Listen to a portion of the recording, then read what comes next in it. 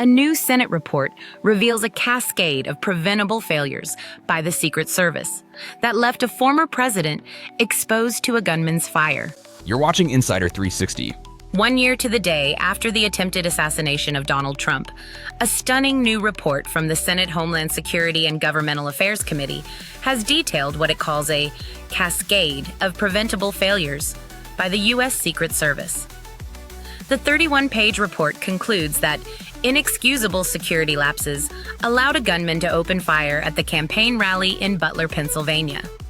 The investigation, based on 17 interviews and over 75,000 pages of documents, paints a damning picture of an agency that failed in its most critical mission.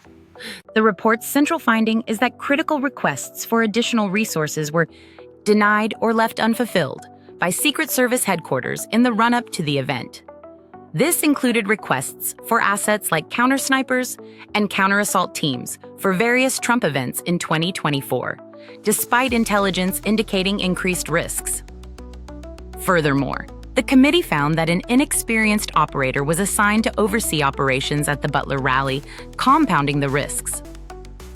The report also alleges that former Secret Service Director Kimberly Cheadle and former Acting Director Ronald Rowe made false or misleading statements to Congress, specifically denying that any resource requests had been rejected. These failures had tragic consequences.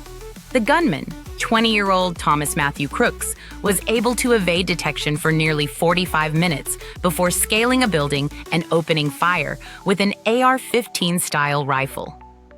While Donald Trump survived with a bullet wound to his ear, rally-goer and firefighter Corey Comperatore was tragically killed while reportedly shielding his family. The shooter was killed by a Secret Service agent at the scene. President Biden later extended his deepest condolences to the Comperatore family.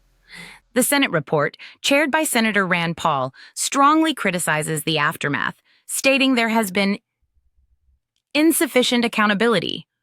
While 6 Secret Service agents were suspended without pay for 10 to 42 days, the report emphasizes that not a single person has been fired. Senator Paul argued the consequences do not reflect the severity of the situation and called for more severe disciplinary action in the future. The report comes amid ongoing questions about the agency's leadership and protocols. In response to the report, Secret Service Director Sean Curran affirmed that the agency has implemented substantive reforms to address the failures that occurred that day and will continue to cooperate with the committee. However, with calls for greater accountability growing, the pressure on the Secret Service remains immense. For more in-depth analysis, head to Insider360.news. Don't forget to like, subscribe, and hit the notification bell to stay informed.